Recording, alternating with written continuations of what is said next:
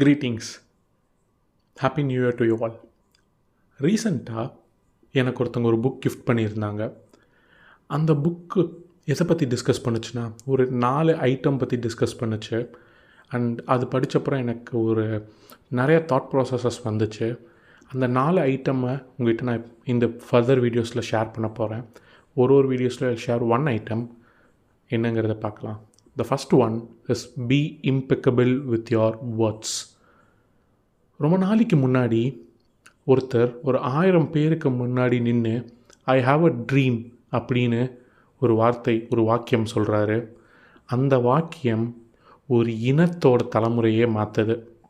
அந்த வாக்கியத்தை அவர் சொல்கிறப்போ he said it with integrity. He meant what he said.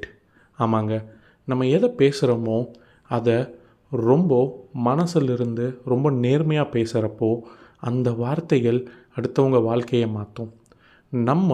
நம்மக்கிட்ட மற்றவங்க என்ன பேசக்கூடாது அப்படிங்கிறத நினைக்கிறத நம்ம மற்றவங்ககிட்ட பேசாமல் இருக்கிறது தான் be impeccable with your words.